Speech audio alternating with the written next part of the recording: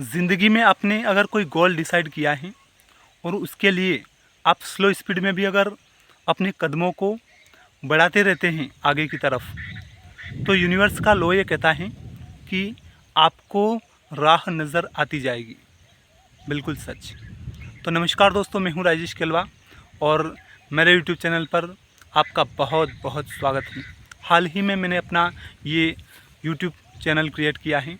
इससे पहले मैं 2 से ढाई वर्ष हो गए मुझे यूट्यूब पर वीडियोस बनाते हुए, और उस वक्त मुझे यूट्यूब पर सक्सेस नहीं मिली थी।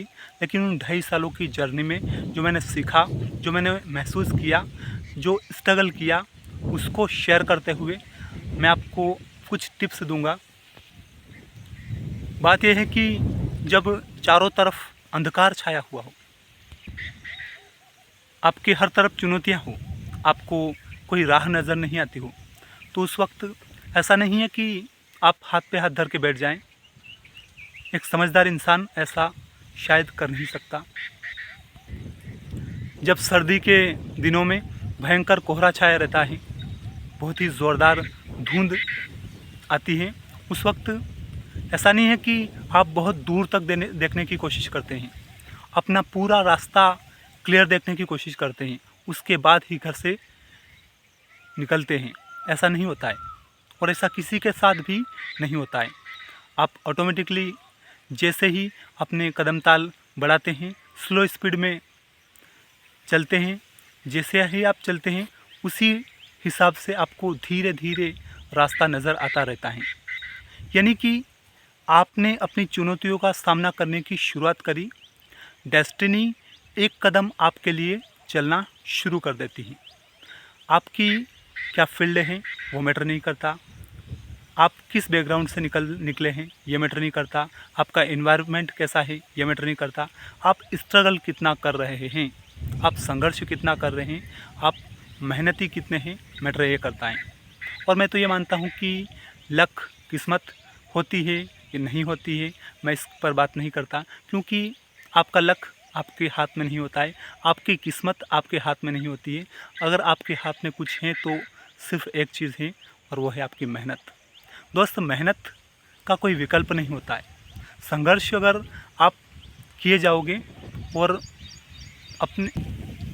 अपनी राह की तमाम चुनौतियों को किनारे करते जाओगे, उनसे हाथापाई करने के बजाय उनको साइड करते जाओ, उन पर बिल्कुल भी फोकस नहीं करना, आपको सिर्फ़ और सिर्फ अपने गोल पर फोकस करना, अपने लक्ष्य पर फोकस करना, तो डेफिनेटली वो चुनौतियाँ कब आपकी राह से ख़त्म हो जाएगी या आपको भी पता नहीं चलेगा।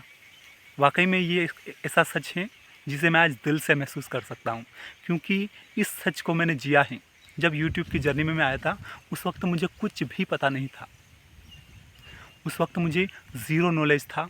उसके बाद मैं आया, और सबसे बड़ी बात तो है कि पढ़ने के लिए मेरे पास वक्त जो था वो ऐसा था कि बहुत ही कम था, और जिन चुनौतियों से मैं आया, जिस बैकग्राउंड से मैं आया, वहाँ पर पढ़ाई को अहमियत बिल्कुल ना के बराबर दे दी जाती है।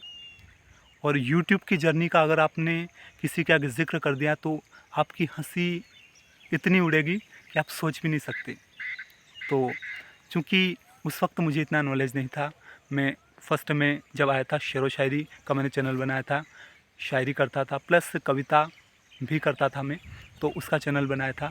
वो चैनल चला नहीं, लेकिन उसके बाद जो मैंने उससे लर्निंग ली, जो सीखा मैंने, उसको मैं इस चैनल के ज़रिए शेयर करूँगा, वो नॉलेज, उससे संबंधित नॉलेज।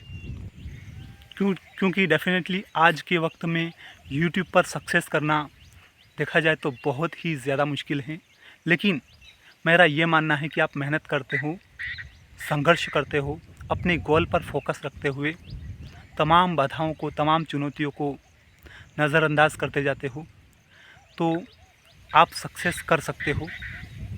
शुरुआती फेज़ में आपको मुश्किलें आएंगी, क्योंकि यही वो वक्त है जब यूनिवर्स आपकी एग्ज़ाम ले रही होती है, और इस एग्ज़ाम में आप कितना खरे उतरते हो ये यूनिवर्स देखती है। आप में वो पोटेंशियल है या नहीं है कि आप कोई मुसीबत आए तो टूट जाएं। और आज के वक्त में अमूमन हमें ये देखने को मिलता है कि कोई छोटी छोटी समस्याओं से भी मतलब इतना कमज़ोर हो जाता है, टूट जाता है कि वो मतलब हमें बहुत सारी बार देखने को मिलता है कि उसे कोई राह नज़र नहीं आती, हाथ पे हाथ धर के बैठ जाता है। तो यूट्यूब से वाकई में मुझे सीखने को मिला। मैं उसके बाद इतना फोकस्ड रहने लग गया, इतना फोकस्ड, सिर्फ अपने गोल पर फोकस। मुझे तमाम चुनौतियाँ नज़रअंदाज करना समझ में आ गई, कैसे नज़रअंदाज करना है ये समझ में आ गया। और सबसे बड़ी बात है कि इसके बाद मुझे लॉ ऑफ अट्रैक्शन को पढ़ने का मौका मिला, लॉ ऑफ अट्रैक्शन की जो बातें करते हैं उनको सुनने का मौका मिला, समझने का मौका मिला और उसे अपनी लाइफ में इम्प्लीमेंट करने का मौका मिला। उससे पहले लॉ ऑफ अट्रैक्शन की मैंने वीडियोस देखी थी, लेकिन उस वक्त मुझे कोई ज़्यादा नॉलेज नहीं था, तो उसको मैं अपनी लाइफ में इम्प्लीमेंट नहीं कर पाया।